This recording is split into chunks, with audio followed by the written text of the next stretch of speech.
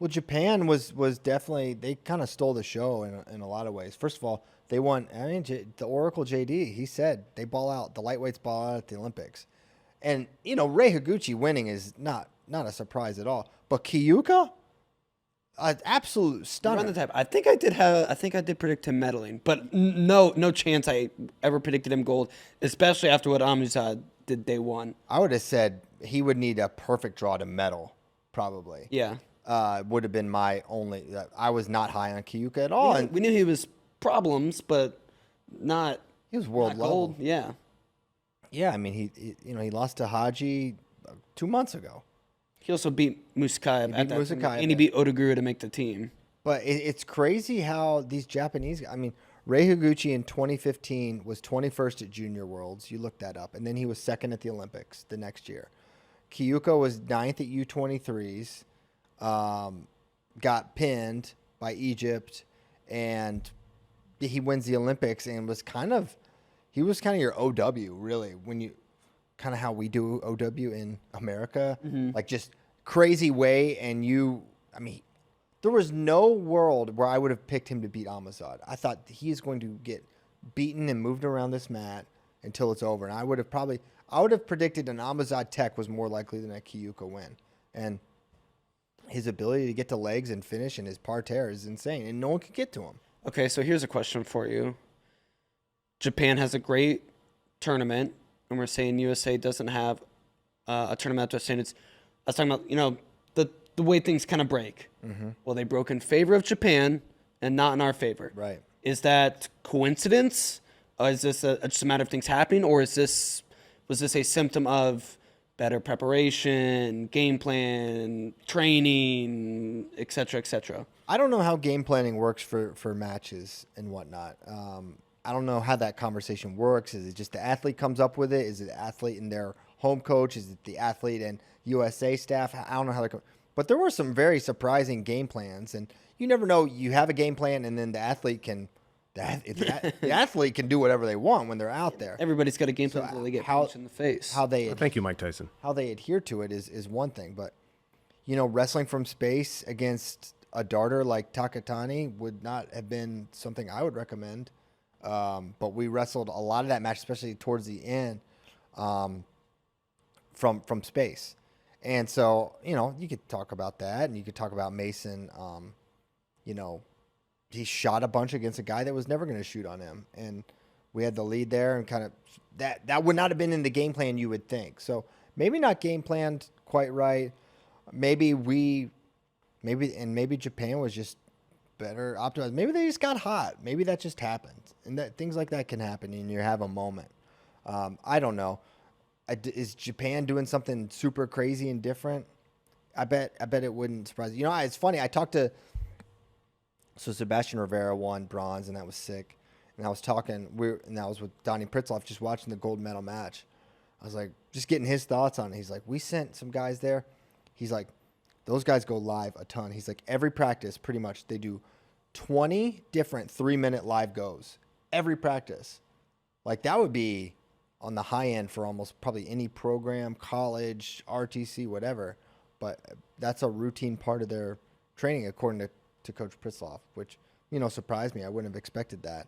So I don't know. I think certainly they were prepared for what every wrestler was going. Higuchi was masterful in grounding himself at the right times. If he's not savvy there, Spencer wins for sure. Spencer almost picked him up a couple times and got some points. He made an adjustment in match that was great. Takatani looked good the whole time, but really it was 3 wrestlers. So that's what I'm saying with 6 weights. The data sample is not large. Yeah. Everyone's like, wow, Japan is just blowing our minds, and they were amazing, but it's like they had 3 wrestlers wrestle awesome. So you don't want to overreact to it, and it's a country you have to respect in wrestling, and we do, and we have, and they've been able to get. They consistently have wrestlers and men and women on the podium. They also didn't win like the unofficial team race. Iran still scored more points if this was the World Championships. Yeah, scoring format. Exactly. So because they only brought 4. Right. Well, and they look really, in Greco, it was the same way. They got 2 gold medals, but I don't think they placed, maybe they had a guy 7th or 8th or something, but nobody else even made wrestle for a medal except the 2 guys that win gold. And then you add up all the gold, and they outpaced everyone because Iran had no men's freestyle golds. They don't have a women's team. And then they had maybe a couple Greco. So U.S. was actually, I think, tied for 2nd for most golds. Yeah, with 2. Yeah. Yeah, it was 8, and then 2 was the second most. Yeah, us and Iran. That's, yeah. Iran won the unofficial men's freestyle team title with no champs. No champs. No golds. Which, them not getting a champ is sort of surprising coming into it. But as it was unfolding, I thought every Iranian that made the finals was going to win, and I really didn't have any reservation about it. And then they all lost. Almazad. Yazdani has a little bit of an asterisk considering his shoulder.